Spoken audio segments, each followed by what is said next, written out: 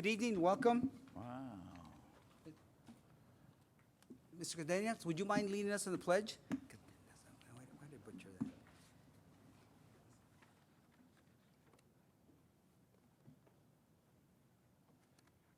I pledge allegiance to the flag of the United States of America and to the republic for which it stands, one nation, under God, indivisible, with liberty and justice for all.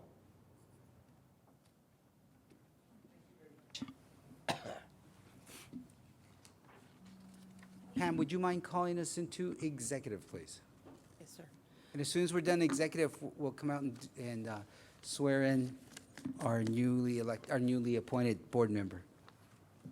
Item 1.3, the Board of Trustees may conduct an executive or closed session pursuant to Chapter 551 of the Texas Government Code for one or more of the following reasons. 1, consultation with its attorney to seek or receive legal advice or consultation regarding pending or contemplated litigation or for any purpose authorized by law.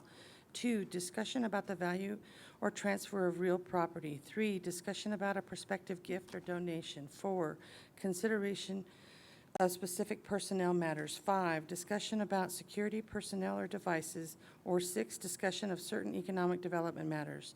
The board may also announce that it will go into executive session on any item listed on this agenda if the subject matter is permitted for a closed session by provisions of Chapter 551 of the Texas Government Code. Any vote regarding these items shall be taken in open session. Pam, not really. Judge Perez has just arrived, honored us with breast, so let's swear in Mr. Uxer, please.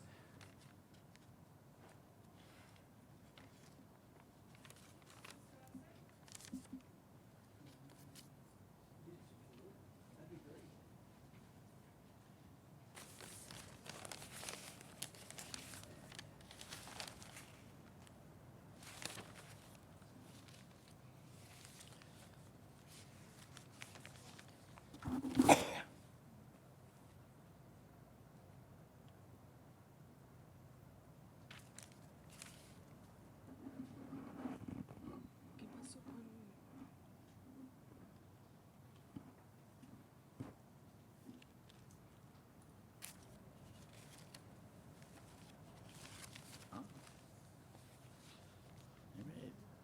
That's all right. Oh, very good.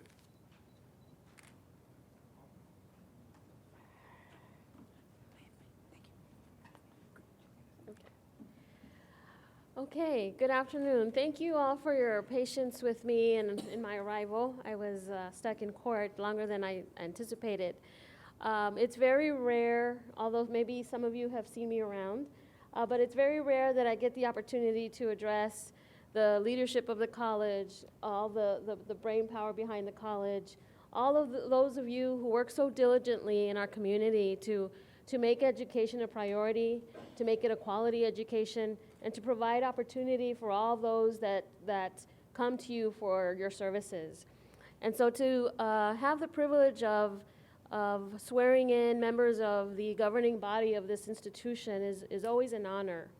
But I can tell you it's never been more of an honor, and all due respect to the chair that I've done it a couple of times with him, when we have a transition of somebody who is transitioning off our board, looking at retiring and maybe taking a cruise or two, hopefully, and leaving behind such a tremendous, significant, iconic legacy in not only within our family at the El Paso Community College and the district, but really what is intended to be and what really is a priority in this community, which is education. He embodies, he has demonstrated true leadership and true commitment to education. And I can tell you with as many educators that I have met, that I have privileged of working with, of learning from, I can tell you that very few, in my opinion, have gotten to the level as Dr. Uxer. So on my own behalf, on behalf of all those that you have served, I thank you for your service, sir. And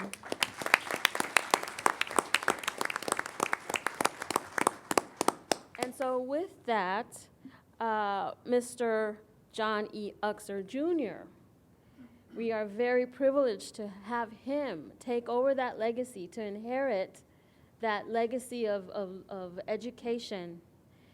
And lucky enough for him to carry that name on our letterhead, because it's a huge responsibility. And it is, I am sure, an honor to not just take the seat of your district, of your part of what is El Paso Community College, but to take it from such a tremendous hero in our community, your father. And so with that, we thank you for stepping up and for taking the seat. And I am sure that the leadership and the college looks forward to working with you, sir. I will now administer the oath of office. Okay. Please raise your right hand. In the name and by the authority of the state of Texas, repeat after me.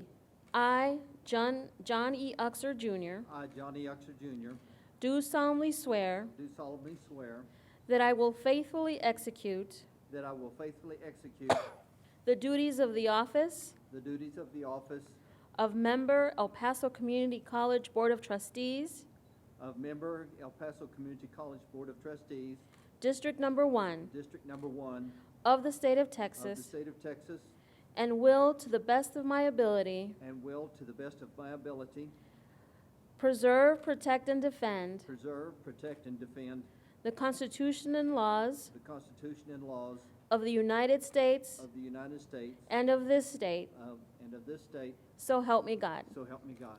Congratulations, sir.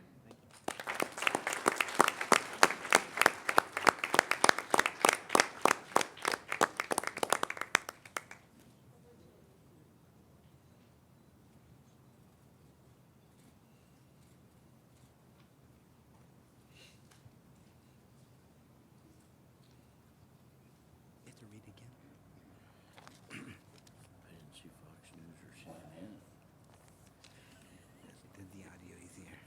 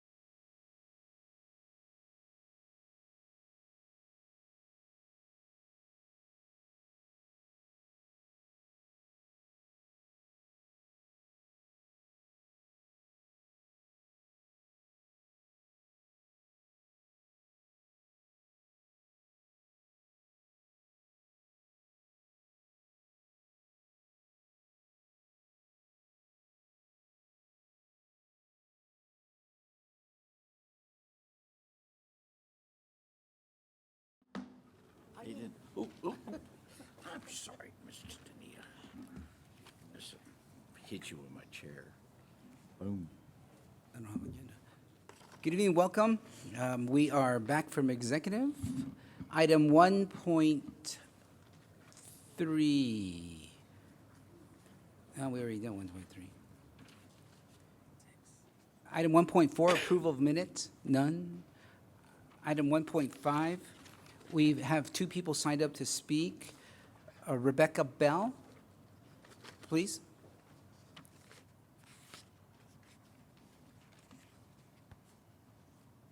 Followed by Mr. Coulihan. Good evening. Thank you very much for the honor of being able to address you. I am Rebecca Bell. I'm a member of the Texas Faculty Association. We're an affiliation of faculty from the state of Texas. I am the president of our local chapter, and beginning in the month of June, my faculty began contacting me and urging me to speak to the board on their behalf concerning the campus carry issue. Specifically, on behalf of the membership of the El Paso chapter, I've been asked to have you consider making classrooms gun-free zones. Per SB 11, the executive levels of the community college and institutions of higher ed are allowed to designate certain area as gun-free. And we have concerns that as classrooms, especially our classrooms here, frequently have high voltage material, combustible, flammable materials, as well as one-way in and out, that the presence of a weapon, whether legally obtained or not, could lead to a lot of chaotic and frankly liable situations. On behalf of my students, in the month of July, I started receiving a lot of student comments and concerns, specifically as I was teaching this summer, saying that they were changing the way that they were communicating with each other, as well as myself in the classroom, because they thought there might be a gun present. And even when I told them, look, it's not going to take effect for a certain period of time, it has a chilling effect on their behavior. And that, as well as some other comments that my colleagues have been receiving, have caused us to have great concern that if classrooms are not designated as areas that are gun-free, that we will not have an empowered learning environment in which students feel a certain sense of peace of mind and comfort to fully participate and attend on a regular basis. Now, with that in mind, I would then urge you on behalf of the TFA of the EPCC, please consider making classrooms gun-free spaces. Thank you, Ms. Bell. I share your concerns. I will ask Dr. Serrata to follow up on his. I know there's some restrictions. I don't know how, what they are, but Dr. Serrata, if you could please maybe report back to us next month on what they are. Chair Fierro, certainly, and we will have Chief Ramirez also providing a report and a presentation next month to the Board of Trustees on our preparations for concealed weapons on campus. Wonderful. Thank you very much. Thank you. I wish we could do it. We can't. Members of the board, and congratulations, Dr. Uxer. I know you have some large shoes to fill, but congratulations and welcome aboard. My name is Michael Coulihan. I'm the statewide president of the Texas Faculty Association, and I also would like to address the SB 11 issue. My reasons are four-part, and what I would urge the board to do is to interpret SB 11 as liberally, campus carry as liberally as possible to make the college as safe an environment as possible for all the students. Four reasons. First off, guns and higher education don't mix. We need the free flow of ideas in a classroom. If somebody's potentially packing, you're going to intimidate the free exchange of ideas there. Also, we did a local survey and also surveys of our statewide membership for the Texas Faculty Association. 98% of our local members at El Paso Community College opposed any guns in the classroom, and 98.7% of our statewide faculty also opposed campus carry. My second reason is I've been teaching at the college for about 20 years. I've seen students with mental instability problems. I've seen students high on drugs, seen students drunk on occasions, and see students stressed out and, quite frankly, just pissed off. I would hate to be in a position where I would have to confront a student in any of those situations who's carrying a weapon in the classroom or even in my office for that matter. My fourth reason, gun statistics. Gun injuries occur not by good guys with a gun shooting bad guys with a gun. accidents, people dropping their guns, people pulling them out to show them to their friends, people cleaning their guns, just gun accidents. That's the majority of gun injuries that occur in the United States. We don't want a situation whereby a gun falls out of a student's backpack or something like that and goes off. And finally, my last reason, and this concerns the early college, high school, and the dual credit students. As you're aware, guns are not allowed on any public school campus. My daughter is a student at the early college high school. She's going to start her sophomore year. She will be taking college classes next semester. But this SB 11 will be supposed to have been implemented by the time she's a senior in high school. If I think my daughter's going to be in a college classroom with an armed student, I will pull her out. When I registered my daughter, I talked to a number of the parents there. First off, most of them were not even aware of this, and it's going to be the college's responsibility to let the parents know that their kids will potentially be in a classroom with an armed student. Two, the ones that I spoke to completely opposed it and would pull their students out as well. So the idea is you are going to lose a number of students in the early college, high school. There will be a mass exodus. So again, I urge you to interpret SB 11 as liberally as possible, and if so, make classrooms throughout the college gun-free zones. Thank you all very much. Thank you.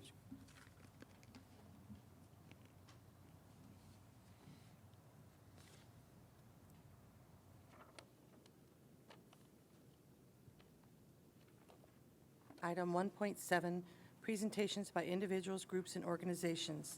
Item 1.7.1, Dr. William Sarata, President, will recognize individuals who have retired from the college district.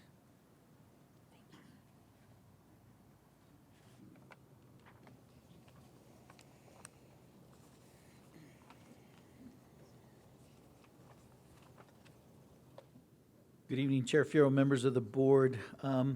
If Dr. Moises Leonel Barraza can join me? Come on up, Dr. Barraza, please. Dr. Moises Barraza has been with El Paso Community College for more than 10 years, starting January of 2005. Dr. Barraza was first hired as a research associate under the Gear Up program, and during the past 3 years served as a program manager under the HSI STEM architecture program. Dr. Barraza's enthusiasm and dedication to develop student data collection instruments have been a key factor to the success of the 2 grants he worked under while at EPCC. He also helped with the procedures to perform external evaluation of the grants and develop reports analyzing the data collected. Dr. Barraza was trained in Mexico as a veterinarian and at the National University in Mexico City, and later obtained a PhD in animal nutrition from Texas A&M University College Station. Good job. Dr. Barraza has written 20 scientific papers which were published in peer-reviewed journals. When asked to how he transferred his skills from the animal world to that of the students, he once replied saying, "There is no difference in the 2 research. One has a tail and the other does not." El Paso Community College wishes Dr. Moises Barraza well in his well-earned retirement. Thank you, Dr. Barraza.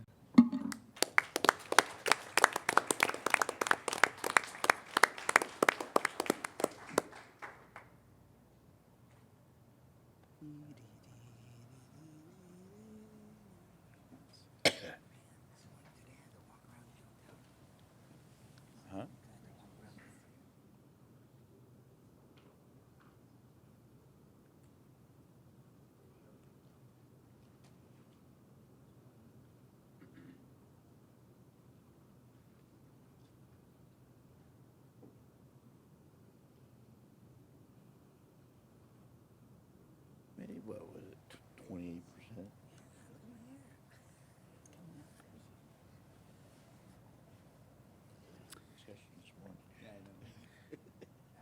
Dr. Miguel Angel Martinez Lazo, if you can join me, please, sir.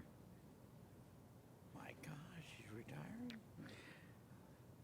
Dr. Lazo was born in Chihuahua, Mexico, attended high school at the Preparatoria de Chamizal in Ciudad Juárez, Chihuahua, Mexico, and studied at the Universidad Autónoma de Mexico, where he received his degrees in jurisprudence and philosophy. He practiced law with his father, the late Licenciado Angel Martinez Zavala, in the firm of Martinez Zavala and Martinez Lazo for 9 years. In 1983, Miguel Angel became a part-time faculty member at El Paso Community College and at the University of Texas at El Paso, teaching philosophy and sociology. He served as the coordinator of border programs and then became the director of international programs at EPCC in 1995. Under his leadership, the International Education Program, IEP, implemented 22 training programs for students from the countries of Panama, Nicaragua, Honduras, El Salvador, Guatemala, and the Dominican Republic in the areas of rural health, HIV prevention, and rural education funded by the U.S. Agency for International Development, USAID, and administered by Georgetown University. For the past 32 years, Miguel Ángel has served EPCC with dedication and commitment by fulfilling the college's mission, not only of educating our local community, but also students from less fortunate parts of the world, and making a positive impact on their lives and the lives of people in their respective countries. He will be remembered for his contributions to a program that has touched so many lives here in El Paso and abroad. The college family wishes him well as he starts a new chapter in his life, spending more time with his lovely wife, Sara, his wife of 43 years, his daughter and grandchildren. And before congratulating and continuing the program, I would like to also read a letter from Georgetown University addressed to our Interim Vice President of Administration Financial Operations, Ms. Shaughnessy. On behalf of the Center for Intercultural Education and Development at Georgetown University, I would like to thank the SEED team, Dr. Miguel Ángel Martinez Lasso, Maritza Martinelli, for their commitment and dedication to the implementation of the SEED program. I would appreciate you presenting the enclosed certificates to them and conveying our deepest appreciation for their many years of outstanding work. The immeasurable impact of El Paso Community College SEED alumni in their home country schools is testimony of the outstanding education they received at El Paso Community College. Sincerely, Paul Silva, Director, SEED Program, Center for Intercultural Education and Development, Georgetown University. So, Dr. Lasso, I would like to present you with both of these, and thank you so much for your service to the students that we're privileged to serve at El Paso Community College.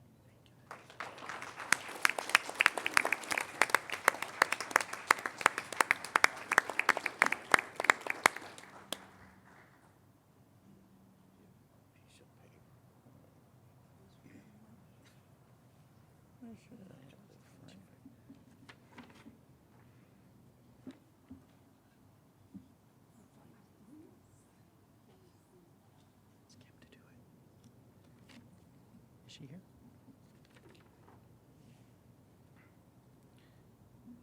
Ms. Martinelli, are you with us? Come on up, please, so I can present you yours as well. You're not retiring, you're not allowed to, but I can present you this.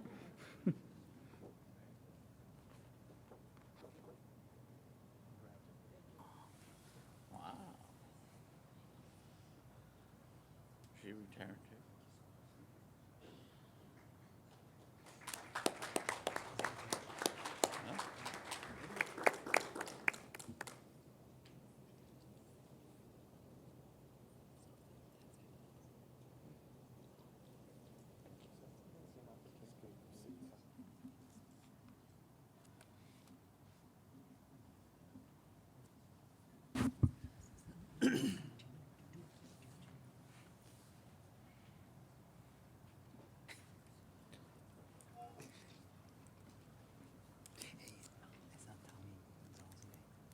Item 1.7.3, optional presentations will be made by the presidents of the Classified Staff Association, the Professional Staff Association, the Faculty Association, and the Student Government Association.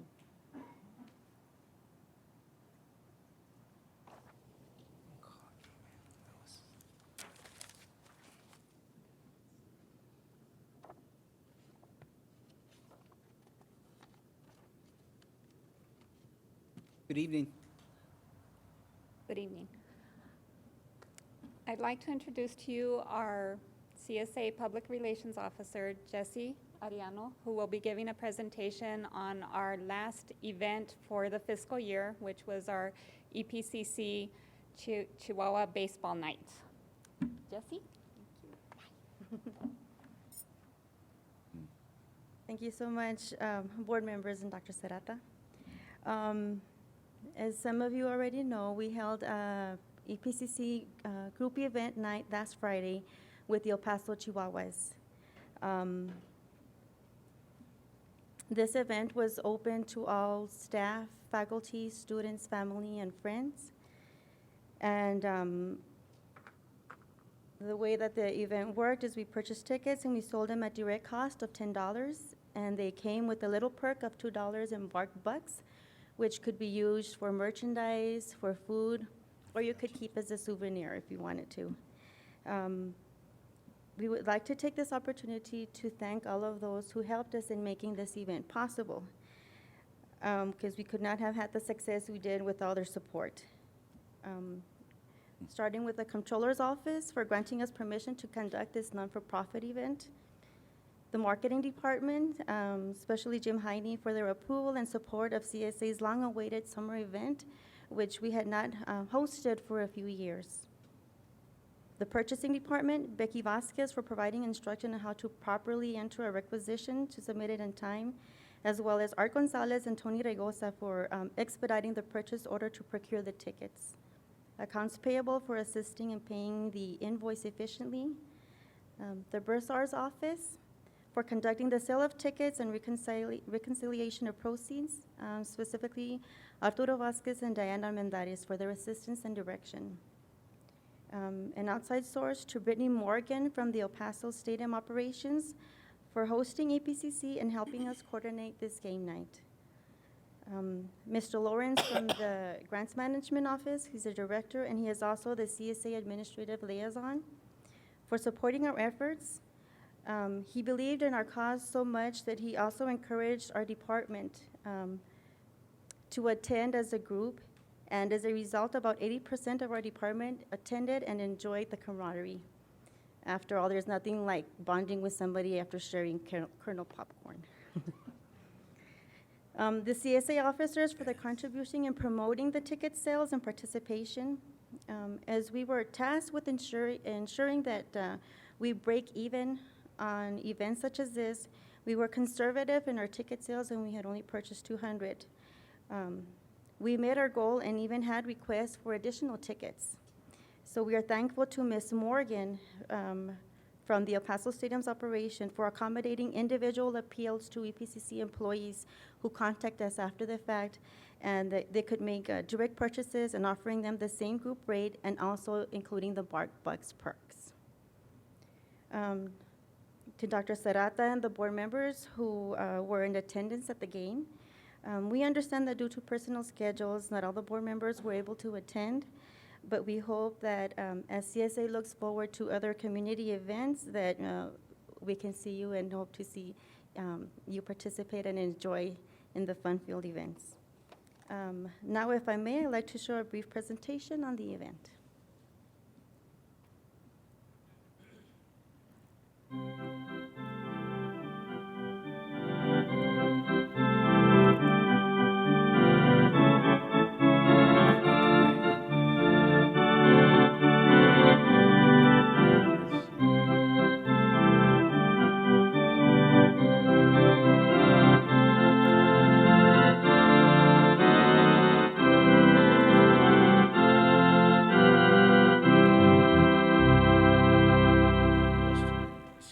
As you can see, there was participation from all campuses, and it was nice to finally meet people who you would otherwise only recognize over the phone or through email. Thank you. Thank you. Thank you all so much.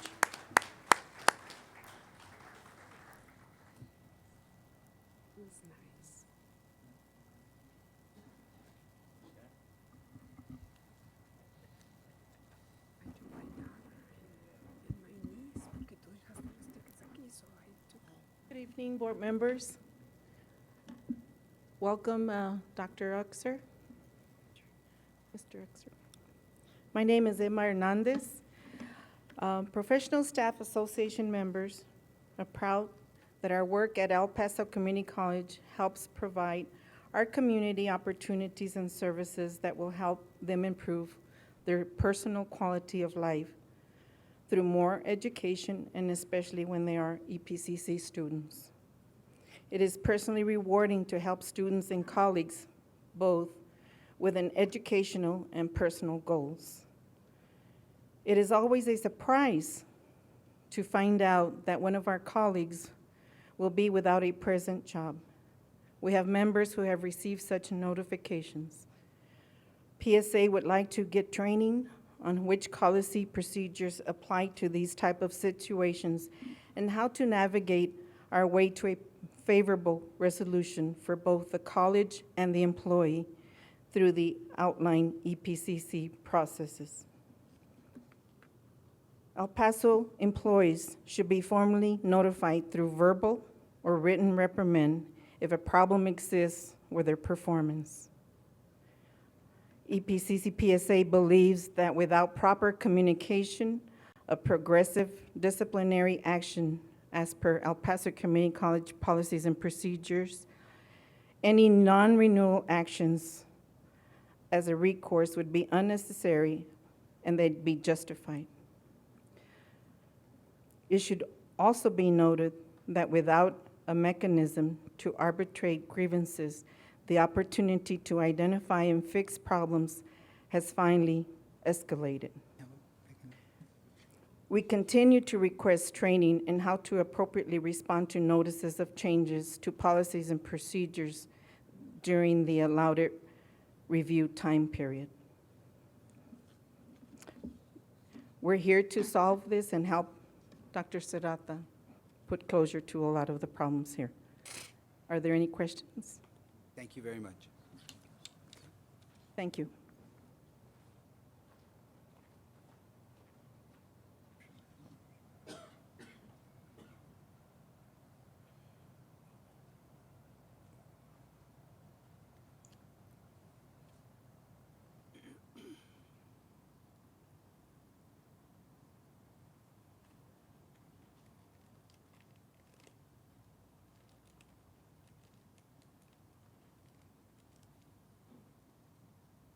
Welcome, Dr. Mariz. Good evening. Good evening, Dr. Serrata and esteemed members of the board. The faculty would first like to welcome Mr. John Uxer Jr. as a member of this august body. We hope that the same satisfying relationship which we have had with Dr. Uxer will continue, and I'm sure it will. I would also, as an interjection, like to thank TFA for having once again brought up the issue of weapons on campus. It emphasizes the fact that this is indeed a deep concern of the faculty, students, staff, everyone who comes to our facilities. I have been a concealed hand weapons license holder since the day that it was given out. And yet I totally and wholeheartedly disagree with this particular proposition. As you are aware, one of the financial shortcomings which has concerned faculty is the inequity of the EPCC tax rate when compared to other city and county entities. We are therefore quite encouraged to see on the agenda the notice of public hearing on tax increase to be held September 2nd and on September 9th. We hope that the public will see the merit of the proposal and understand that 4% is the proverbial drop in the bucket. It is especially gratifying to know that the members of the board have had the courage to do the right thing, especially since our legislators can't seem to recognize what the right thing is when it comes to the education of our youth, much less to do it. So we thank you very much for that. And now that you've gotten your feet wet with the 4% increase, perhaps you might become even braver next time around so that our adjunct faculty may also be included in possible increase of salary. Our adjuncts are certainly as deserving as any of us for an increase in salary. We are also keenly aware of the decrease in enrollment and the need to attract more of our young people to take advantage of the best education El Paso has to offer. After looking at the advertising proposals in the agenda, we are confident that EPCC will succeed in doing so. We would like, however, to once again offer an additional suggestion. Proprietary schools seem to be our biggest competitors, so we must educate the public and show them that EPCC gives them a better bargain along with a better, more marketable education. When I was typing up this presentation, I had first made the huge error of typing in predatory schools, but I realized that perhaps that wasn't an error after all. We definitely need to work on a comparative chart indicating all of the reasons that students should come first to the very best place to start, where they spend their time and their money wisely without incurring the enormous debt which is incurred with the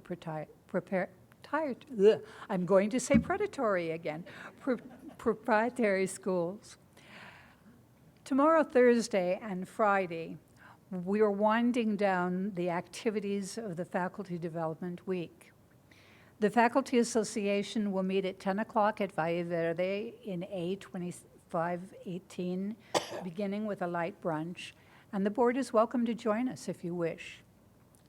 We will be attending workshops and meetings throughout the rest of the day, ending with division and discipline meetings beginning at 6 o'clock. More workshops are also scheduled on Friday, and many of us will still be working on Saturday and Sunday in further preparation for the new academic year, which begins on Monday, all the while wondering where in the world the time went between spring graduation and today. We thank you for your kind attention. Thank you, Dr. Ramirez.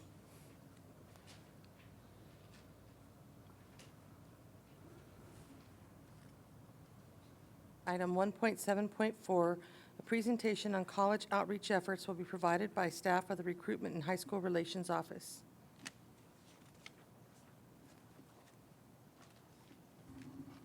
Good evening, Chairman Art Fierro and members of the board, and President Serrata. And welcome to Mr. John Uxer in joining our board. My name is Nita Corral Nava. I'm the Director of Recruitment and School Relations here at EPCC, and my staff is sitting there in case you need to share any information with them. Our presentation today is in reality a presentation so that you can more or less learn who we are. And first of all, the Office of Recruitment and School Relations is in charge of implementing and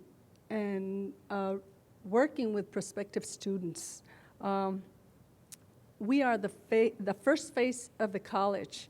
We're out there, we're meeting students, and we're holding different functions. First of all, we go to the high schools, we do phone banks, we also are in charge of the Welcome Center, and the Welcome Center is the entrance to the Student Services building, and that's the newly renovated building. We have someone there at the Welcome Center greeting people when they come in and giving them instructions and telling them where if they're asking where's counseling, we give them direction and we give them assistance at the Welcome Center. We're also at different sites at the high schools. We recruit out in the community. We also do tours at the campus, like the college bound programs that come to tour the college. We also have table setups at organizations like Mothers Against Drunk Driving. We go to the Boys Club and Girls Club. We do presentations at all the districts and the middle schools, and we also outreach to Horizon, to Hueco Elementary. We do tours for the Center for Students with Disabilities. We combine our efforts with the Office of the Center for Students with Disabilities with Jan Lockhart's. We also, this is our second year, but in 2013, we kicked off the College Bound program. And one of those schools, and the very first school that came on is with Socorro Independent School District. And I believe most of the board members were present at the kickoff that we had there at Campestre Elementary School. We had over 650 students that were part of the celebration, and it was a very joyous celebration. The College Bond Program is really a program where we're, as a college, are trying to create a college-going culture with the students. We're starting very early. We start with kinder, and we incorporate all the grade levels at the schools. It is very important that we start very early creating a college-going culture, because we don't only affect the students there, but it's also a parent engagement program. We've been very successful at Campestre because out of the different events that we hold there, which is we have reading sessions, and we have certain goals that we have to meet with them. We do interaction with the classrooms. I believe even Dr. Serrata has joined us, and during the March, Dr. Seuss reading week. And we welcome anybody to join us at the schools when we have our functions. Campestre was the first college-bound school that we adopted. But last year, we adopted Frederick Douglass Elementary School, and that's with EPISD. And also, it was a very successful kickoff, and we've continuously had different events with them. It's a joint venture between the district and EPCC, and it's very important that the young kids starting at kinder, because we go from pre-kinder to kinder all the way to the 5th and 6th grade. And my staff and other departments that are invited to join us, we do interactive activities with the students there. But it's very important that they see and that they come and tour the college. Every year we have, from Campestre, we have the 650 students come here and tour, and every year we have Douglass Elementary, there are 500 students more or less, because it's between 490 and 500 students that do come and tour the campuses. And so gradually from kinder to 5th grade, they're coming every year. The college is not a frightening place for them. The college becomes, somewhere where they're familiar and they like to come.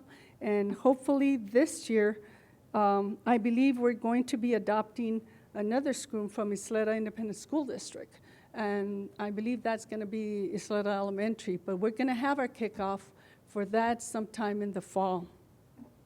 Another one of the things that we participate in is, we call it College Week, but it's TACRO Week. And during TACRO Week, and most of the time, every year we send out notices so other departments can join in. And we see over 16,000 juniors and seniors. And we see hundreds of freshmen and sophomore students that come also, because some of the schools also send their freshmen and sophomores. But we visit over 28 sites during the span of a week. And so it's a very exhausting time for our recruiters, but it's exciting and it's very energetic, and we get to meet every senior in the El Paso area.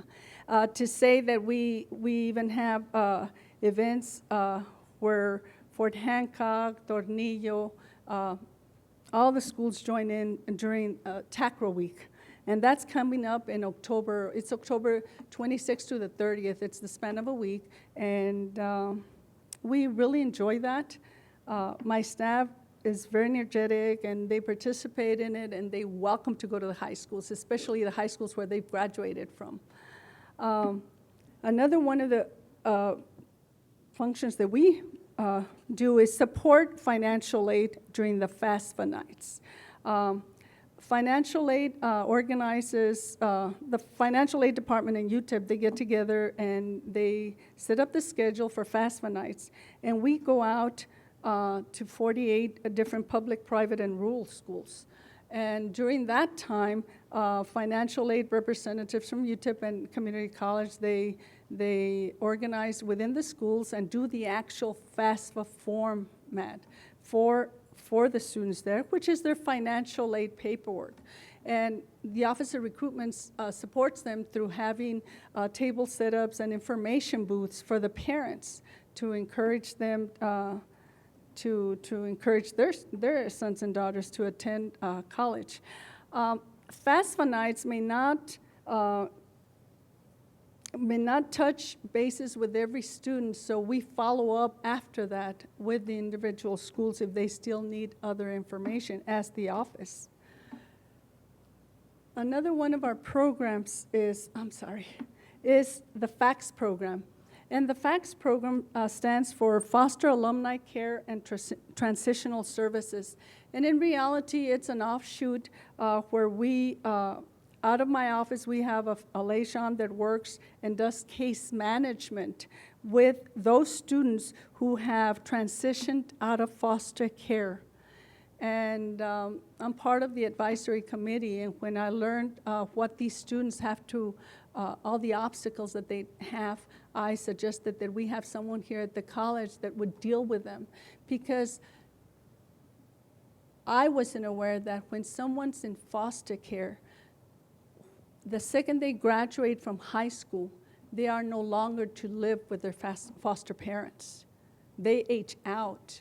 And so for a young individual, 18 years old, they have so many obstacles that we didn't want the education portion to be any obstacle in regards to how they travel through the enrollment processes.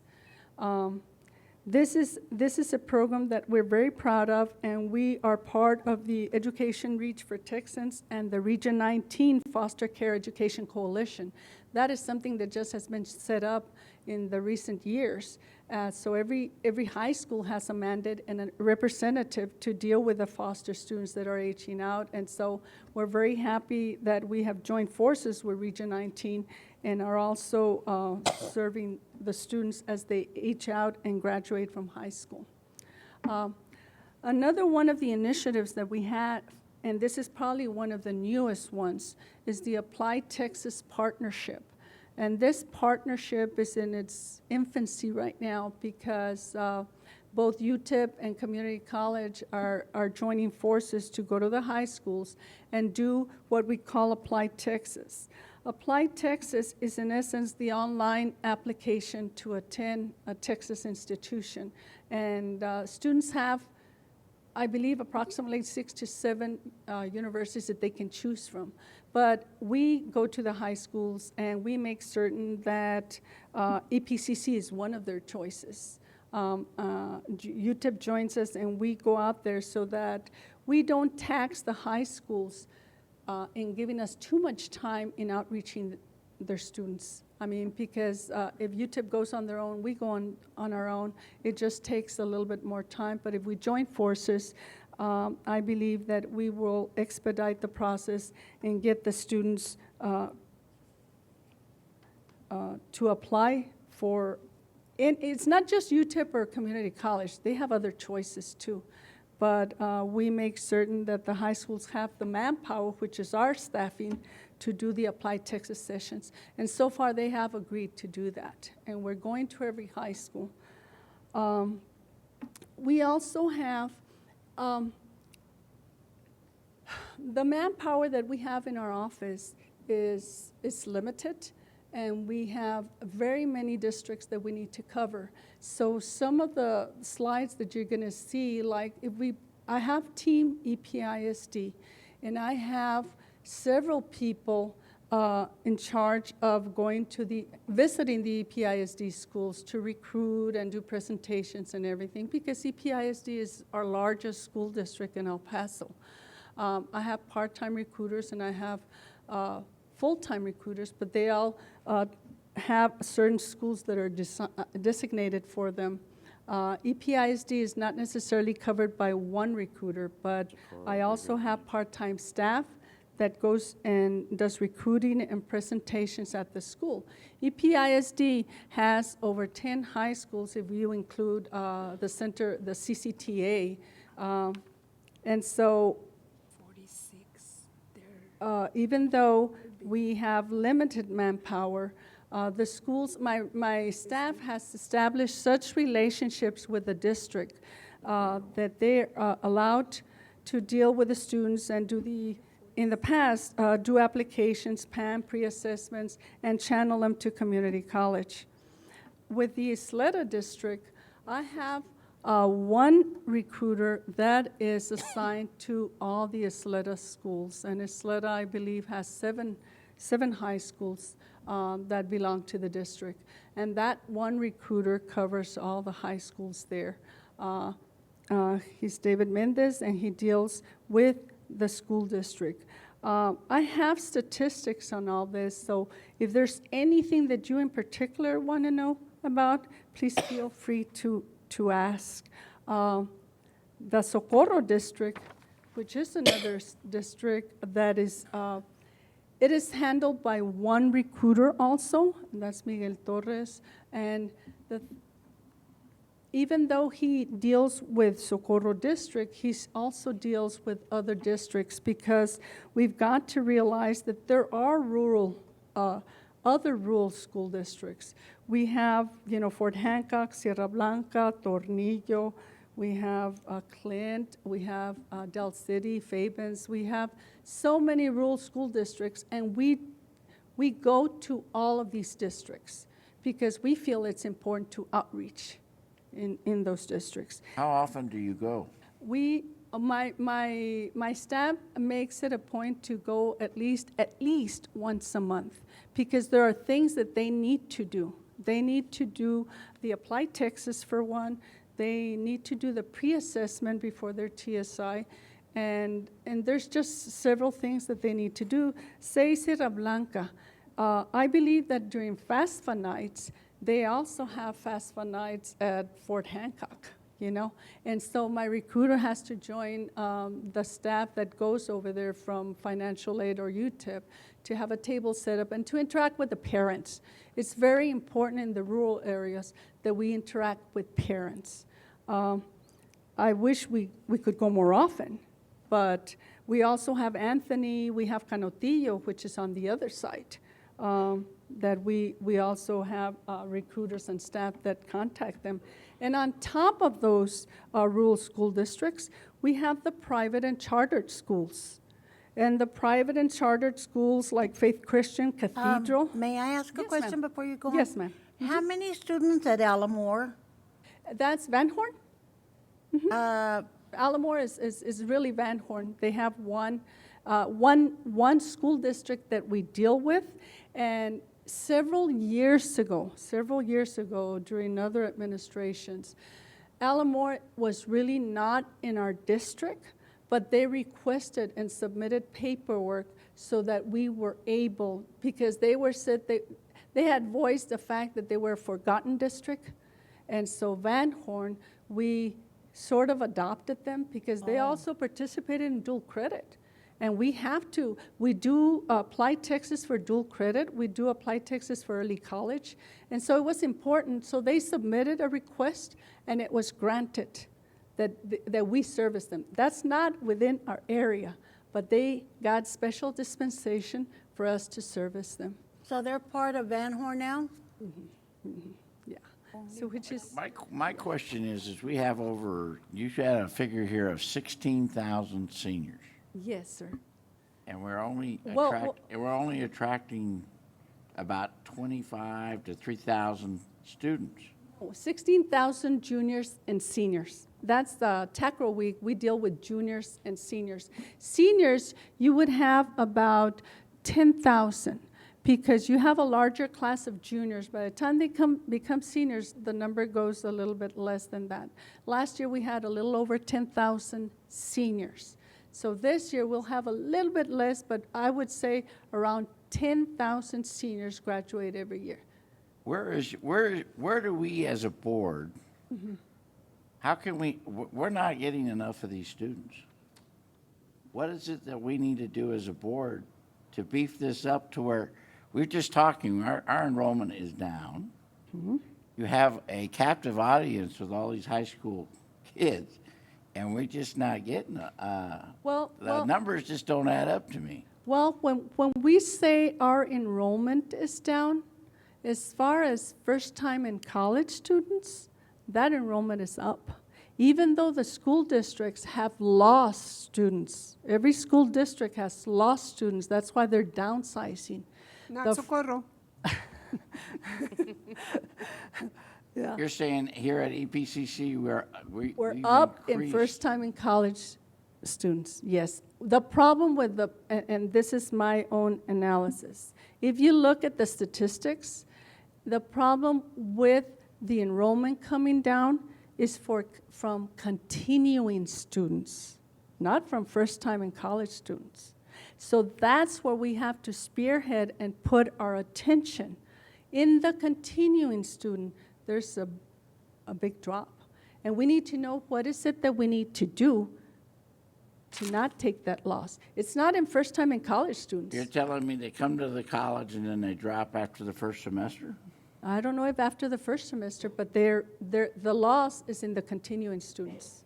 We don't track that statistic? Well, I think that we could work with that statistic as far as how many really transfer to universities, how many are channeled to different areas. And I think if we put our energy into that, maybe we could find out what is the problem. I don't with want to it. hear maybe. I want to know what we have to do as a board. Our enrollment is down. Everybody's up here yelling and screaming about raises and all this stuff. Well, I can't give you a raise if I don't have a student paying tuition. Well, Judge we're bringing Haggerty, them let's, in. excuse me. Yes, sir. Judge Haggerty, why don't we let Dr. Sarata address that with the board, maybe at the September board meeting?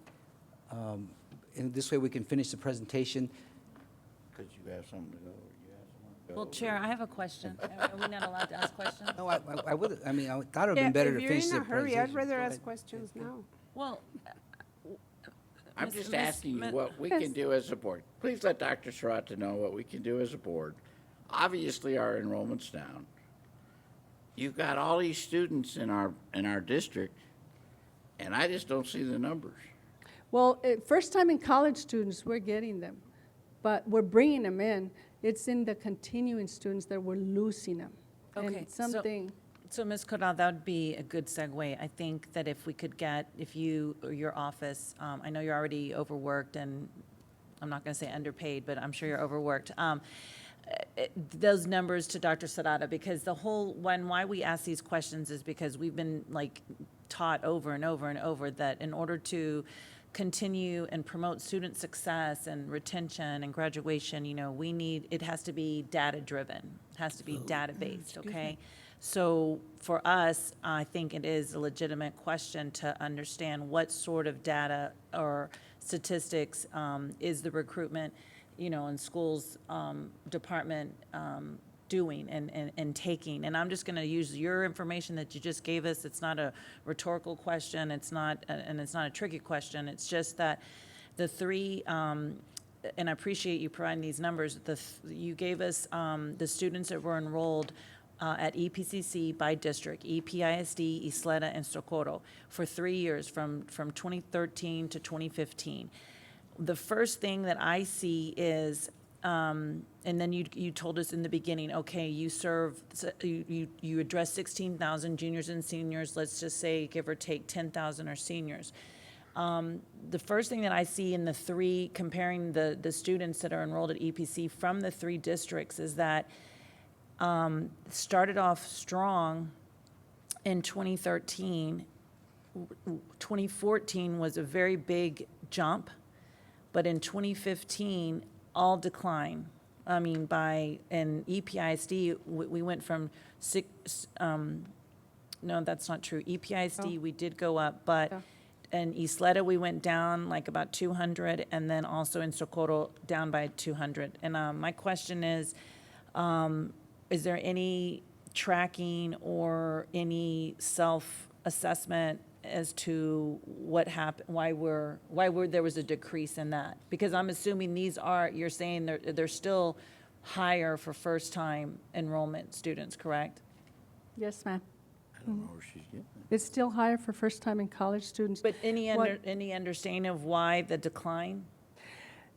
Way to track that, any way to, so that we can? I know that Dr. K, through the IR department, and I'm part of the enrollment task force. committee that has been formed to find out and try to spearhead what is happening. Dr. Kay is in charge of IR, and she's the one who gives us the statistics, and she's the one who made it very clear to us that it was not necessarily in the first time in college students, but it was very clear that it was in the continuing students. There was a big drop in the ESL population, and I'm not too clear, and this is something that probably as a college as a whole needs to look at. I'm not clear if you notice EPISD numbers are up, and as we go into the rural school districts, the numbers are going down. For some reason, the college would have to work together and find out more or less what that reason is, but my interpretation is that being that we live in the border area, and we have a large number of recent immigrants that do come to our area, and many of them do live in the rural areas, you know, and I'm not certain if because there's a decline in enrollment and because everything that's happening, if that is one of the reasons that we may be losing students in those areas. But this is not something that I can. Been studied or focused, Yeah, but no, but transportation, I mean, something very Yes. basic, Obviously- such as lack of transportation could totally be why Obviously, people stop yes. going or Yeah, have Socorro declined. District, there's no public transportation for Socorro District. If you talk about any Sanelli, Fort Hancock, Clint, there's no transportation. When we built Mission del Paso, the biggest thing was to get a bus service out there in order for that campus to survive and serve the students they needed to serve. But all these school districts, it's very difficult. I don't see why there's a reason that there's no public transportation all the way to Clint, to Fabens, to Sanelli. I mean, it's a bigger thing, but I really do not want to spearhead one thing. Dr. K has just a tremendous amount of information. I think as a college, we need to look at that. We need to look at that, and we also need to look at the continuing student situation. Well put, thank you. Yeah, when are we planning to do that? We're gonna have to get on it, just do it. I mean, we talk about this, but we don't do anything about it. Well, let's do it. Ms. Nava, do you work closely, your department, the recruitment office, are you working hand in hand with the marketing, or are they two silos that don't really interact together? Because one of the things that I see in the schools, and again, I'm in and out of those schools, is a lot of marketing from the proprietary, or what was the name of them? Schools? Predatory schools. The predator schools was very well put. No, I'm Yes, sorry. but, you know, there's got to be a very strong effort between, in my opinion, between the marketing department and the recruitment office. The other thing that I'm a little bit uncomfortable about is when you go in hand in hand with UTEP, you know, are they bringing the same number of people? How many people do you have in your department? Oh, God. Like I Total. said, I have 3 recruiters, and everybody else are part-time students and part-time staff. But I'll tell you that UTEP has tremendous support there because they have Yeah, close but to my question is, do they bring the equal number of people to these events? Because more. if we're just recruiting for them, well, hello, you know, and I don't mean to offend anybody here. There's a lot of people from UTEP, including myself. But, I mean, clearly, if they go recruit the same kids you're recruiting, the UTEP name is going to catch their attention. And many times when I talk to kids and say, why don't you start community college versus UTEP, they don't even know the difference. Yeah. I mean, that might be a problem that we have with our own counselors and stuff like that, but we gotta be careful that we're not recruiting for UTEP out there. They have a lot more staff, let me put it that way. They have 6 But do they come with you when you go? When we go, we don't have the matching staff. That's, I mean, if they take 9 people, we can spare, especially this week. This week, Our concentration is on calling students that have been dropped or because we're heading towards a deadline of Friday, you know? And so my staff right now is calling. We need to get these people here, and we need to help them on a one-to-one. But that's my point, that if you've got 9 recruiters out there and you... No, I don't have 9 recruiters. Well, no, if UTEP's got 9 or 10 recruiters and we're making the kids available to you, and UTEP's got 9, you've got 2, guess who's gonna get the biggest bulk of the kiddos? I mean, it doesn't take a rocket scientist to figure that one out. Doctor- And I know it's not your fault, but the only person I've ever seen in the valley is Miguel. And that's the recruiter that's for Tornillo. And he also does Socorro, he does But I'm Fort saying, Hancock, yeah. he does Tornillo, he does Clint, Fabens, Van Horn. So if you look at the number of schools, each recruiter one has 23 schools, and the other one has 25 schools. And if you look at the numbers, if you look at the TA numbers on recruitment, even though, I mean, this initiative on recruiting has just started. It has just kicked off. I mean, it's still in its infancy. So I cannot say what it's going to produce, but you can deduce. But at this point, if you look at the TEA statistics, it's going to tell you that, I mean, my recruiters are out there. Even though they have all these schools, they have such relationships with the high schools, that they've been here 10 years, they've been here 6 years. So yes, Miguel knows his area. He graduated from Sanelli, so he's very effective in the area that he's at. But there's just so much you can spread, you know. Dr. Saranta had a few words. Yes, sir. Sure. Dr. Ram, I mean, members of the board, certainly enrollment is always a concern for me, not just for the sake of enrollment, but for the sake of what an education provides to our community. The data is clear that the more you learn, the more you earn and the less likely you are to be unemployed, utilize social services, be in Judge Haggerty's courtroom, et cetera. I mean, the data is very clear. And you know that I monitor the data on a regular basis. So the coordinating board is always a year behind in data. But they provide the data, and so we look at this. In addition, IPEDS has data for each of the respective proprietary schools. If you look at the fall of 14, there was 11,875 graduates in El Paso and Hudspeth County, the two counties that represent our service area.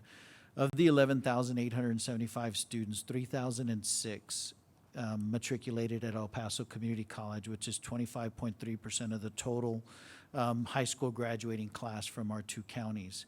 2,475 matriculated at UTEP, which is 20.8%.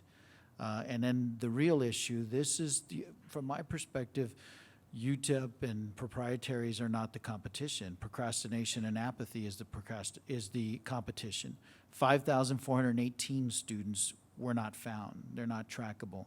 That's 45.5% of all high school graduates. They're just not going to college. The proprietary schools 2 years ago were at 51 physical proprietary schools in our region, not Phoenix. They actually have bricks and mortar in our region. There were 11 in operation for a total of 5,150 students. In 13 and 14, their enrollment fell to 4,300 students. What we have is trying to create a college-going culture during what is a stronger, somewhat robust economy. So the competition right now is getting more students. When the economy is bad, our enrollments surge, and they surge across the state. So 43 of the 50 community colleges were down this last year. And frankly, I don't care about 42 of them. So what I'm concentrating on and what the staff is concentrating on is increasing the college-going rate.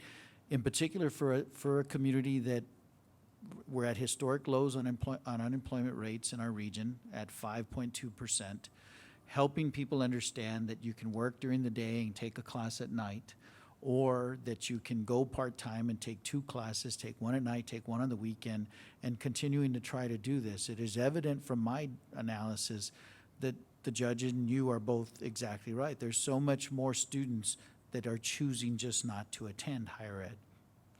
Over 5,000 graduates. We're not even touching on the ones who don't graduate, but over 5,400 that graduate and then don't attend.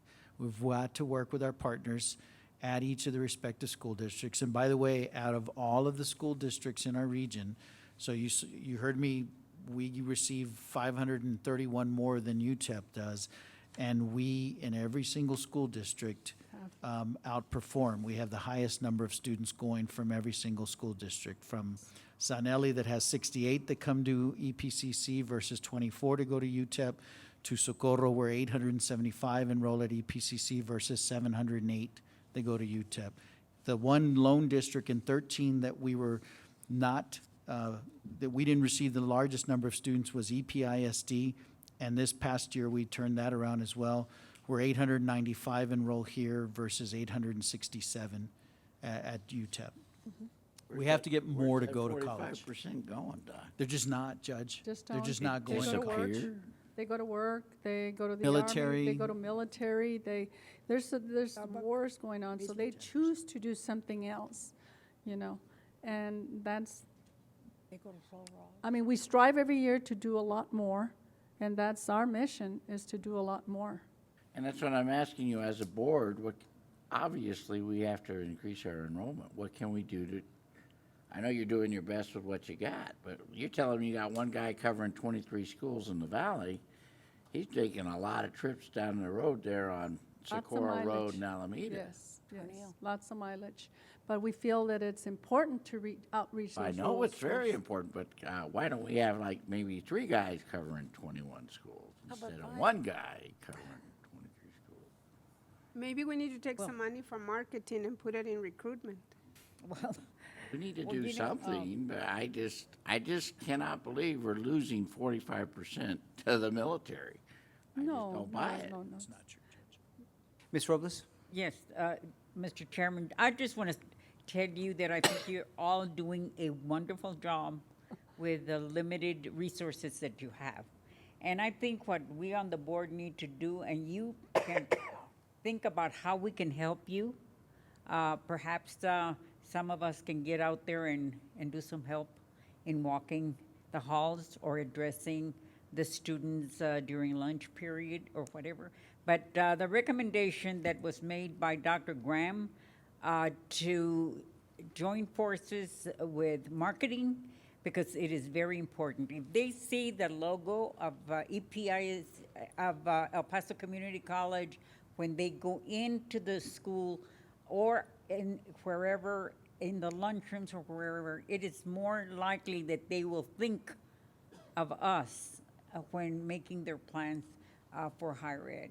So that is an excellent recommendation. I hope you take it. But I do want to tell you that from your report, to have one of your recruiters make that many schools each month is really a tribute to the commitment that they have.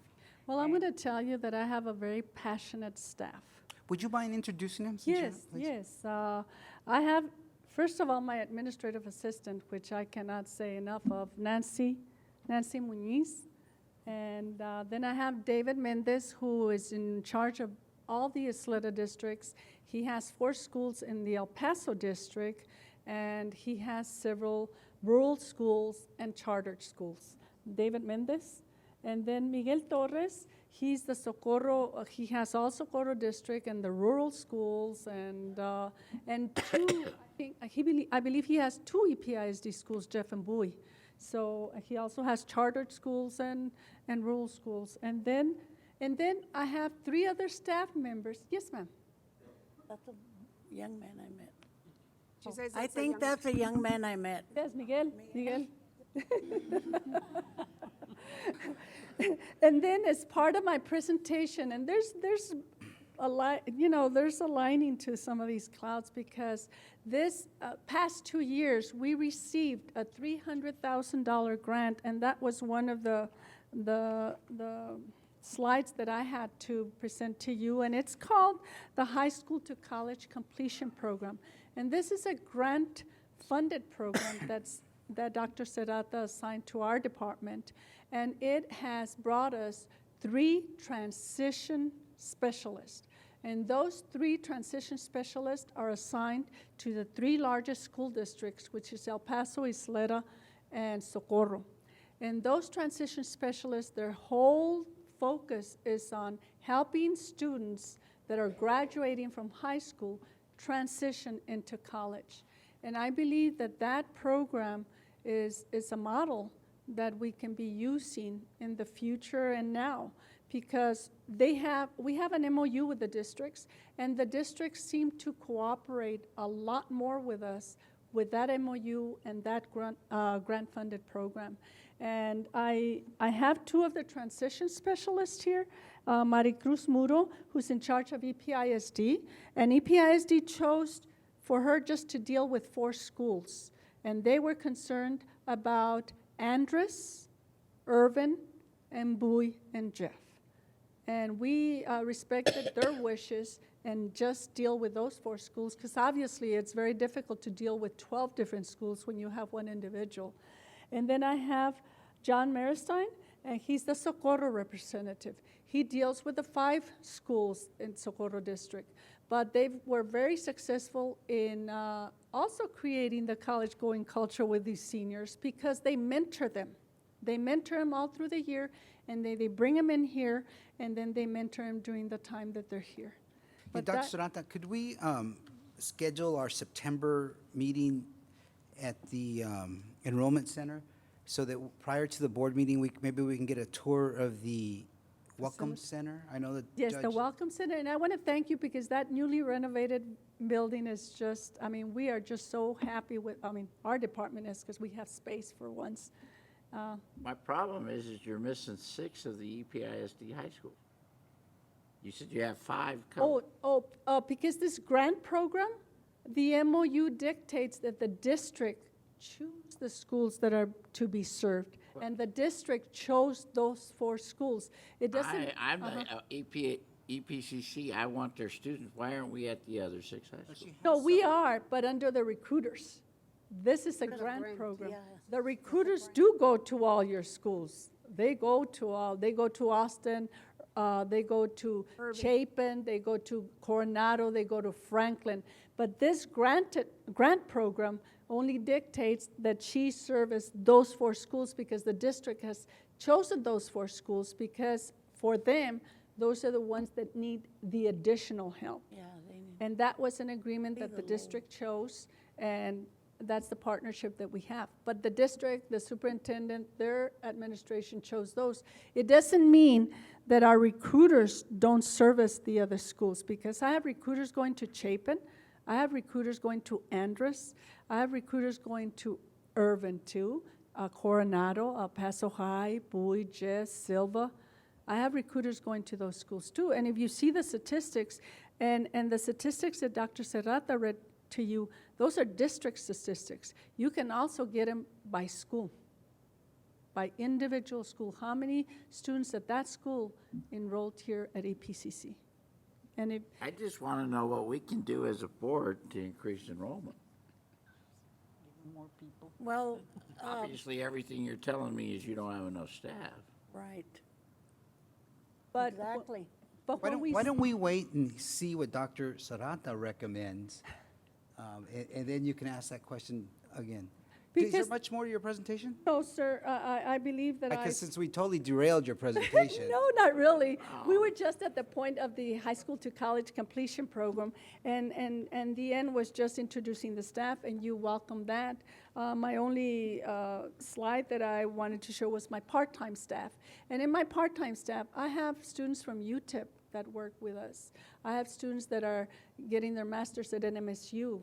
I have a large staff that is very dedicated to what they do. These part-time staff also visit schools? Yes. So you Some- have some of now 3 them. full-time, And the the grant Yes. people plus part-time people. And the part-time staff, I have, let me see, I have 2 part-time recruiters. And one of them, the one that is doing his master's at NMSU, is assigned to 3 EPISD schools, because we spearhead those schools that need a little bit more help. I have 3 clerks, and I have, Do the clerks recruit as well? well, they don't do presentations, but they do the Applied Texas, and they do any function that the school, the table setups and things like that, but they're part-time students. So we've got to coordinate when they can and when they can't, but they're very creative. These students are and very dedicated. Well, it seems like you have a wonderful team, and everybody's contributing much more than just 3 people. That's Yes. that. Oh, so- yes, sir. Thank Yes, you sir. very much. And if You you need also any, have people with disabilities on your team, huh? yes, I hired two students. Yeah, thank you for hiring those. We people. appreciate it. And you're welcome for any additional information that you may need from us. How many people you need to, we gotta increase our enrollment, obviously, you don't have. But one of the things on increasing enrollment is the Give continuing people students. to work. The continuing students too. Thank you Thank very you so much. much. Thank you. Thank you.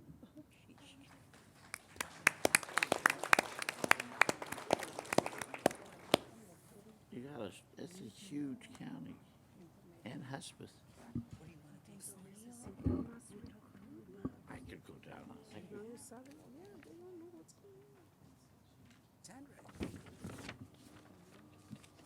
Item 1.8, communications, none. Item 1.9, Board of Trustee business, done.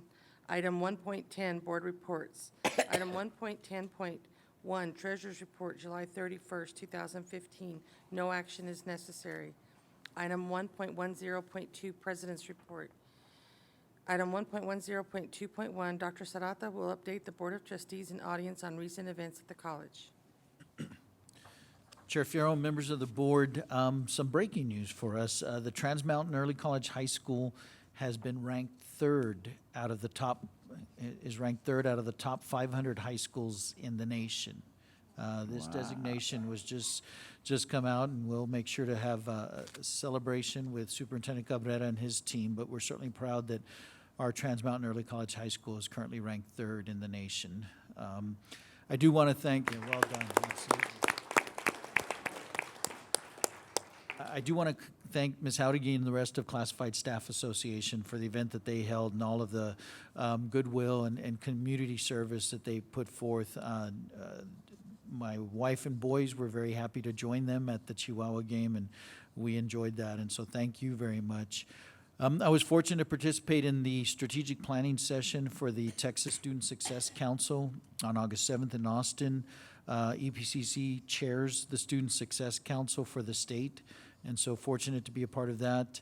Judge Haggerty and I met with the new El Paso Independent School District principal for the College and Career Technology Academy, the Dropout Recovery Program with EPISD.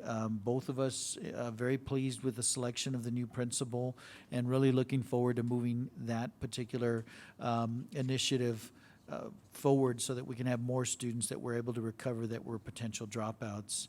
I was asked and delivered remarks at the 2015 University of Texas at Austin Project Mail Student Leadership Summit that was held on August the 14th. Mr. Lerma was kind enough, he leads the initiative for El Paso Community College. He escorted 3 of our students to that particular function who did an outstanding job of representing the institution. We are hosting the El Paso History Museum's mini Digi wall here in the ASC building in the foyer. We will be hosting the digital wall August 17th through the 28th. The college family as well as the general public is welcome to relive the history of El Paso. EPCC is the first location off city property that Mini Digi has visited. The wall is also available this evening if the board would like to see that. One of the areas that came up with regards to transportation was serendipitous. The marketing department has worked closely with Sun Metro to promote the start of some new bus routes for EPCC students. Route 80, the EPCC Express, will connect Trans Mountain and Valle Verde campuses with one transfer at the East Side Transfer Terminal near Cielo Vista Mall. The EPCC Express connects the Rio Grande campus with Route 70, also with one transfer at the Mission Transfer Terminal, and that express connects to Mission Del Paso campus with Route 84. So EPCC Express begins on Monday, August 24th in time for fall classes that will be beginning. We're certainly aware of the transportation issues, and so again, kudos to marketing for working closely with Sun Metro to ensure those routes. And finally, another award for the college. Pam Payne, Executive Assistant to the President and Board of Trustees, has been chosen as the recipient of the 2015 Western Regional Professional Board Staff Member Award by the Association of Community Colleges Trustees. Ms. Payne is the Western Region's nominee for the National Professional Board Staff Member Award that will be announced at the ACCT Congress in October, but she is the winner of the Western Region, so congratulations, Ms. Payne.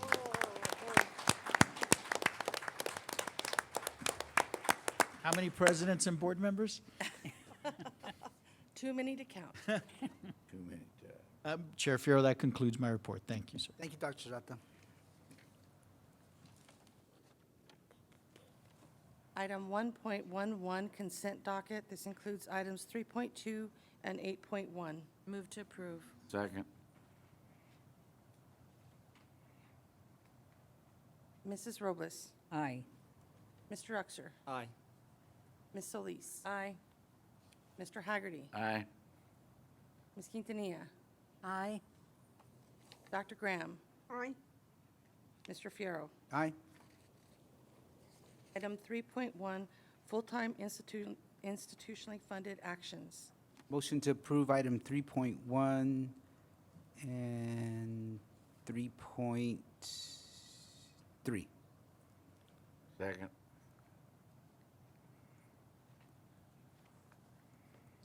Questions?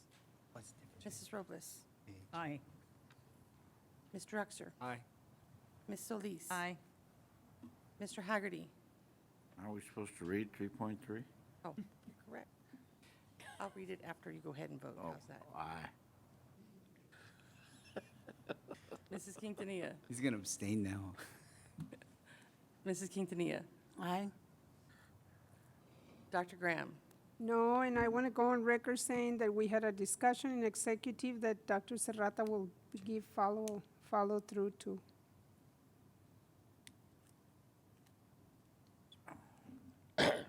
Mr. Fierro. Aye. Item 3.3 was the appointment of new tenured faculty, reappointment of continuing probationary faculty, and authorization for the president to enter into written employment contracts and contract addenda for the 2015-2016 academic year with tenured and probationary faculty members. Item 3.4, reappointment of continuing regular classified staff, professional support, and administrative staff, and authorization for the president to enter into written employment contracts and contract addenda effective September 1, 2015, with the employees listed. Would you approve 3.4 and 3.5? Second.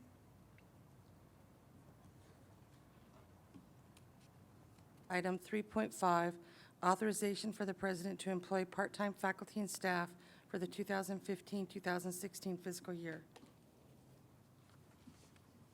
Mrs. Robles. Aye. Mr. Uxer. Ms. Solis. Aye. Mr. Haggerty. Aye. Mrs. Quintanilla. Aye. Dr. Graham. No. Mr. Fierro. Aye. Item 3.6, information items, no action is required. Item 4.1, consideration and deliberation on the approval to renew contracts with several purchasing cooperative vendors for the district-wide purchase of office products in an amount not to exceed $750,000 in the aggregate. Move to approve 4.1 and 4.2. Second.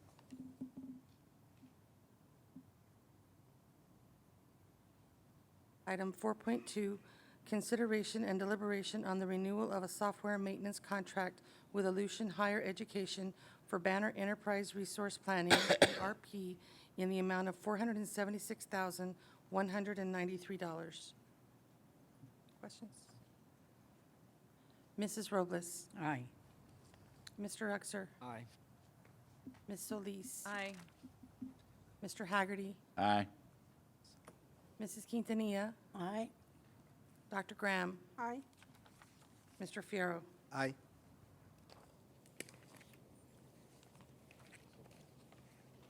Item 4.3, consideration and deliberation on the approval to award contracts for advertising to various TV stations for fiscal year 2015-16 in an amount not to exceed $165,000 in the aggregate. Motion to approve item 4.3 and item 4.4. Second.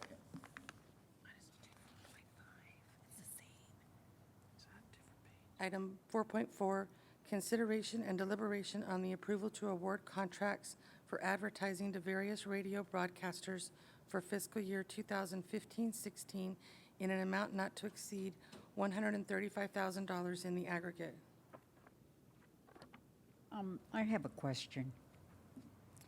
I know that we are going to consider spending a considerable amount of money in the marketing. I just want to know whether there's any money in the budget left so that we can see if we can be creative and perhaps consider investing some of the marketing money in the recruitment efforts. Dr. Sarata, why don't you get back to us with that next month? Absolutely. Yes, ma'am.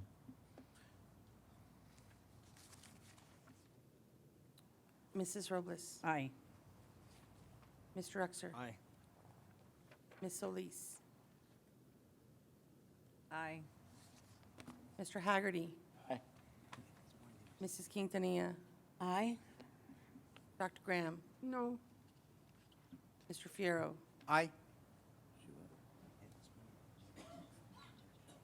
Item 4.5, consideration and deliberation on the approval of expenditures for district-wide advertising services with several publication vendors for the fiscal year 2015-16 in an amount not to exceed $123,000 in the aggregate. Move to approve 4.5, 4.6. Second. Item 4.6, consideration and deliberation on the approval of a contract renewal with Innovative Interfaces Incorporated for annual maintenance of Sierra, the college's library system, in the amount of $74,770. Questions? Mrs. Robles. Aye. Mr. Uxer. Aye. Ms. Solis. Aye. Mr. Haggerty. Aye. Mrs. Quintanilla. Aye. Dr. Graham. No. Mr. Fierro. Aye. Item 4.7, consideration and deliberation on the approval to award contracts to various outdoor advertisers for fiscal year 2015-16 in an amount not to exceed $70,000 in the aggregate. Move to approve 4.7, 4.8. Second. Item 4.8, consideration and deliberation on the approval to award contracts for advertising to various cinema theaters for fiscal year 2015-16 in an amount not to exceed $65,000 in the aggregate. Questions? Mrs. Robles. Aye. Mr. Uxer. Aye. Ms. Solis. Aye. Mr. Haggerty. Aye. Mrs. Quintanilla. Aye. Dr. Graham. No. Mr. Fierro. Aye. Item 4.9, consideration and deliberation on the adoption of the 2015-16 auxiliary fund budget. Motion to approve. Second. Mrs. Robles. Aye. Mr. Uxer. Aye. Ms. Solis. Aye. Mr. Haggerty. Aye. Mrs. Quintanilla. Aye. Dr. Graham. Aye. Mr. Fierro. Item 4.10, consideration and deliberation on a proposal to increase the effective tax rate by 4% for the 2015-16 fiscal year. Motion to approve. Second. Questions? Mrs. Robles? Aye. Mr. Uxer? Aye. Ms. Solis? Aye. Mr. Haggerty? Aye. Mrs. Quintanilla? Aye. Dr. Graham? Aye. Mr. Fierro? Pam, would you please note that we will have public hearings on September 2nd and 9th? Do we have the times already scheduled? We were waiting for your approval first, so we will move forward with first advertising the notice No, I of meant tax the times increase. of the meeting. What time will the meeting be held? Oh, I'm sorry. 5 o'clock? 5 o'clock? Okay. Thank you, Justin.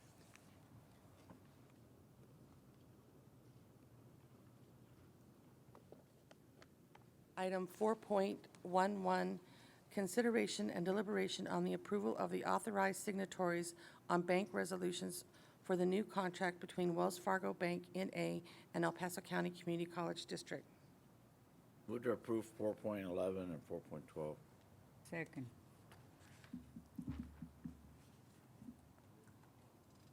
Item 4.12, consideration and deliberation on the approval of the authorized signatories on bank resolutions with the Bank of New York Mellon Trust Company N.A. $1 billion, wow. Mrs. Robles? Aye. Mr. Uxer? Aye. Ms. Solis? Aye. Mr. Haggerty? Aye. Mrs. Quintanilla? Aye. Dr. Graham? Aye. Mr. Fierro? Aye. Item 5.1, consideration and deliberation on the approval of a one-year extension of the current janitorial services contract with GCA Services in an amount not to exceed $1,702,502. Motion to approve item 5.1 and 5.2? Second, but I have a question on 5.1. I do too. 5.2, please? Item 5.2, consideration and deliberation on the approval of expenditures with various vendors to purchase building materials, supplies, or services as needed for the district for fiscal year 2015-16. My question is, why are we extending it? Did we not put it out to bid, or?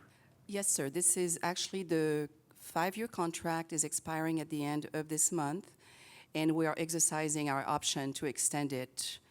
We have actually a 2-year extension, each 1 year, and so we are exercising that first year of that 2-year increments. And at which point we will go back for a CSP, for a bid. It's just that we are extending the contract based on vendor performance, and we are currently satisfied with the services. So are you going to go out to bid next year, or are you going to extend that extra option? It will depend how things are going next year at this time, but we will be going out for a CSP the following year, because our 2-year extension will have expired at that point. So we are exercising the first year of a 2-year extension. And did the extension, is this an increase of what we paid last year? Is it an increase in terms of cost? Yes. Well, that's Mr. usually Gallardo what I maybe, would- or Mr. yeah, Lobato maybe can respond to that. I believe there is a slight increase, like it's as contained in the contract. To answer that question, no, there is not an increase. There has been, although we have increased square footage, so that has increased the cost, but the total contract cost, no, sir. Well, that was a good idea to keep it then. Okay. We increased our square footage and we kept the same cost. You guys are doing a good job. Thank you very much for your answers. A good job. Mr. Chairman? Ms. Robles, yes, I ma'am. have a question. Are they meeting all the requirements of the contract? I know that a couple of years ago, there was a question as to whether they were complying with the benefits that were supposed to be given to the employees. My understanding is they are complying with the They the are terms now of in the contract. compliance? And maybe, again, Mr. Lobato can respond to that, but I believe they are complying.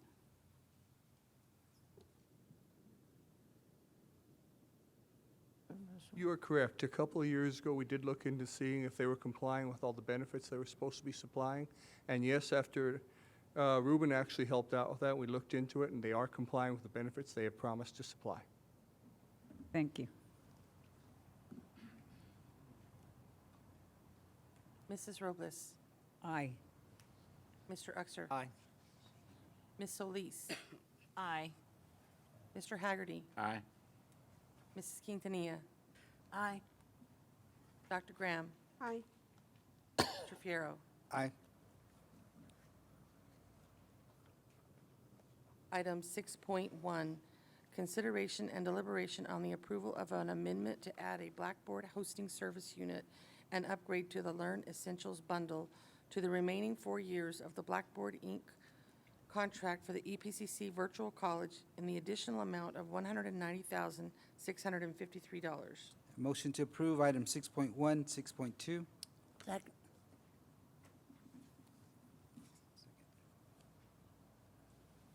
Item 6.2, consideration and deliberation on the approval of contract renewals for access to online databases for the El Paso Community College libraries in an amount not to exceed $170,000. Mrs. Robles. Aye. Mr. Uxer. Aye. Ms. Solis. Aye. Mr. Haggerty. Aye. Mrs. Quintanilla. Aye. Dr. Graham. Aye. Mr. Fierro. Aye. Get my hair standing up again.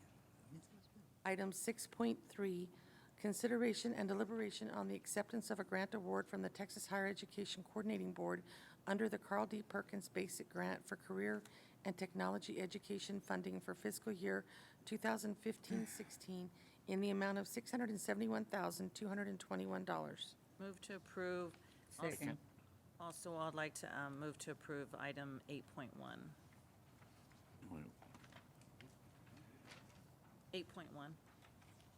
Sorry, it's a different page, page 16. 7.1? It's Well, already it's 8.1 is a consent. Oh, okay, never mind. I have a question. Is any of this money going to your recruitment? It's not allowed. I'm sorry, I meant 7.1. 7.1. 7.1 is It's a what pretty good chunk of change, $671,000. Ms. Solis had, her motion is 7.1 also. Thank you. Ms. I'll second 7.1 also.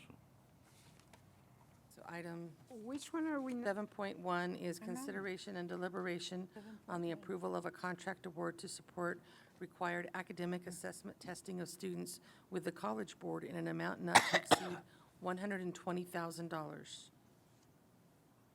So there's 2 items. Call the question. I seconded the second one. You second the first one already? Questions? Screwed everything up. Okay. Mrs. Robles. Aye. Go. Mr. Uxer. Aye. Ms. Solis. Aye. Mr. Haggerty. Aye. Mrs. Quintanilla. Mrs. Quintanilla. Aye. Dr. Graham. Aye. Mr. Fierro. Aye. Man, now the other sign's up. 7.2, They have horns. consideration and deliberation on the approval of continuing education tuition rates for new courses. Move to approve 7.2 and 7.3. Second.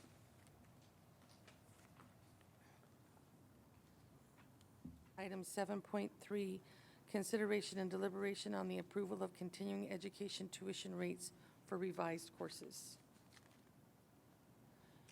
Mrs. Robles. Aye. Mr. Uxer. Aye. Ms. Solis. Aye. Mr. Haggerty. Aye. Mrs. Quintanilla. Aye. Dr. Graham. Aye. Mr. Fierro. Aye. Are we still getting money for that? Item 9.0, unfinished business. Oh, yes, our next meeting is scheduled for September 16th. Oh, yes, at the, what, the Student Service Building, yes, to visit the Welcome Center. Do you want, what time do you want to begin that meeting? 5? Yes.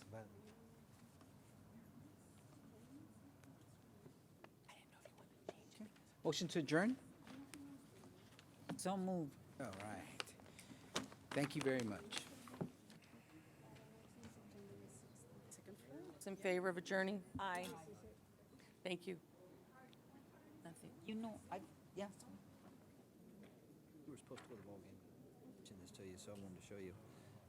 PA boys.